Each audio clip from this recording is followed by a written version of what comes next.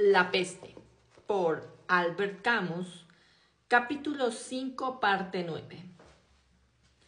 Negaban tranquilamente, contra la evidencia, que jamás hubiéramos conocido aquel mundo insensato en el que el asesinato de un hombre era tan cotidiano como el de las moscas. Aquel salvajismo bien definido, aquel delirio calculado, aquella esclavitud que llevaba consigo una horrible libertad respecto a todo lo que no era el presente. Aquel olor de muerte que paralizaba a los que no mataba. Negaban, en fin, que éramos aquel pueblo atontado del cual todos los días se evaporaba una parte en las fauces de un horno, mientras la otra, cargada con las cadenas de la impotencia y del miedo, esperaba su turno. En todo caso, esto era lo que estalló a la vista para el doctor Riou, quien iba hacia los barrios a pie y solo al caer la tarde, entre las campanas y los cañonazos, la música y los gritos ensordecedores, su oficio continuaba. No hay vacaciones para los enfermos, entre la luz suave y límpida que descendía sobre la ciudad. Se elevaban los antiguos olores a carne asada y a anís. A su alrededor, caras radiantes miraban hacia el cielo. Hombres y mujeres se apretaban unos a otros, con el rostro encendido con todo el furor y el grito del deseo. Sí, la peste y el terror terminaba y aquellos brazos que se anudaban estaban demostrando que la peste era exilio y separación en el más profundo sentido de la palabra. Por primera vez, Riou podía dar un nombre a este aire de familia que notaba durante meses en todas las caras de los caminantes. Le bastaba mirar a su alrededor. Llegados al final de la peste, entre miseria y privacidades, todos estos hombres terminaban por adoptar el papel que desde hacía mucho tiempo representaban. El papel de emigrantes, cuya cara al principio y ahora su ropa hablaban de la ausencia y de la patria lejana. A partir del momento en que la peste cerró las puertas de la ciudad, no vivían más que en la separación. Habían sido amputados de ese calor humano que hace olvidar todo. En diversos grados, en todos los rincones de la ciudad, esos hombres y esas mujeres aspiraban a una reunión que no era para todos de la misma naturaleza, pero que eran para todos igualmente imposibles. La mayoría de ellos gritaban con todas sus fuerzas hacia un ausente, al calor de un cuerpo, la ternura o la costumbre. Algunos, a veces sin saberlo, sufrían por haber quedado fuera de la amistad de los hombres, por no poder acercárseles por los medios ordinarios como son las cartas, los trenes y los barcos. Otros menos frecuentes, como Thoreau, quizá deseaban la reunión con algo que no podían definir, pero que para ellos era el único bien deseable, y que a falta de otro nombre lo llamaban en ocasiones paz. Riou seguía caminando hacia los barrios de los alrededores.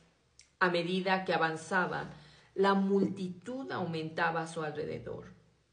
El bullicio crecía y le parecía que los barrios que quería alcanzar iban retrocediendo. Poco a poco fue confundiéndose con aquel gran cuerpo aullante, cuyo grito comprendía cada vez mejor, porque en parte era también el suyo. Sí, todos sufrían juntos, tanto en la carne como en el alma de una ociosidad difícil, de un exilio sin remedio y de una sed nunca satisfecha. Entre los amontonamientos de cadáveres, el sonido de las ambulancias, las advertencias de eso que llamaban destino, el pataleo inútil y obstinado del miedo y la rebeldía del corazón.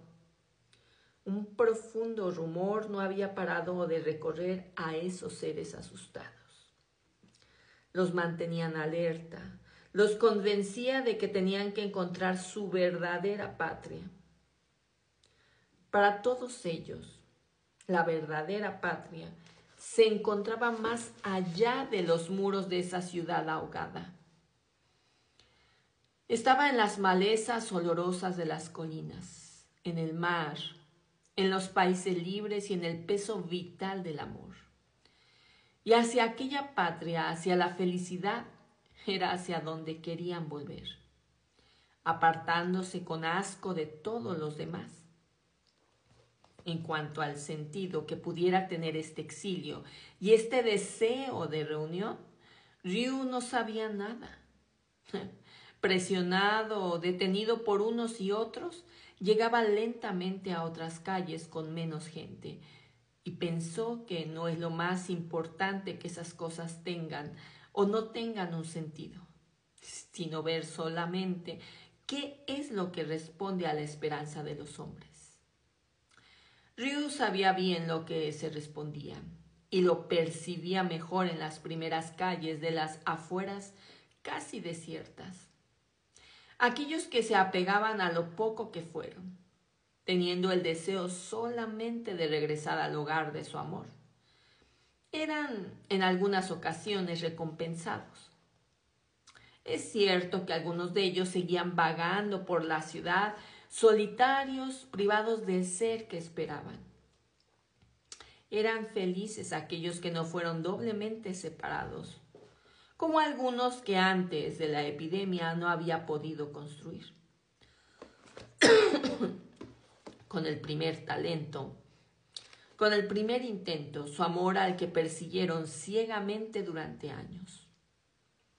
El difícil acorde que logra incrustar uno que otro en los amantes enemigos. Esos, como el mismo Ryu, cometían la ligereza de creer que les sobraría tiempo. Esos estaban separados para siempre, pero otros, como Rambert, a quien el doctor le había dicho por la mañana, cuando se separó de él: valor ahora es cuando hay que ser razonable. Esos otros recobraban sin titubear el ausente que creyeron perdido.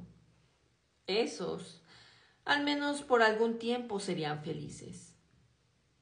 Sabían ahora que hay una cosa que se desea siempre y se obtiene a veces: la ternura humana. Para todos ellos, por el contrario, que se dirigían pasando por encima del hombre, hacía algo que ni siquiera imaginaban. No hablaban, pero solo en la muerte, cuando ya no podían servirle de nada. Otros, por su parte, a los que Ryu veía en los umbrales de sus casas al caer la luz, enlazados con todas sus fuerzas y mirándose con arrebato, habían obtenido lo que querían, porque habían pedido la única cosa que dependía de ellos. Y Ryu, al momento de girar en la esquina de la calle Grand Cotard, pensaban que era justo que al menos de cuando en cuando la dicha llegara a recompensar a los que les basta con ser hombres y tener su pobre y terrible amor. Esta crónica llega a su fin. Ya es momento de que el doctor Bernard Ryu confiese que es su autor. Pero antes de señalar los últimos acontecimientos, él quisiera justificar su intervención y hacer comprender por qué tuvo empeño en adoptar el tono de un testigo objetivo. Durante todo el tiempo de la peste, su profesión lo puso en el trance de frecuentar a la mayor parte de sus compatriotas y de recoger las manifestaciones de sus sentimientos. Estaba, pues, bien situado para relatar lo que veía y oía, pero quiso hacerlo con la discreción necesaria. En general se esforzó en no relatar más que lo que vivió.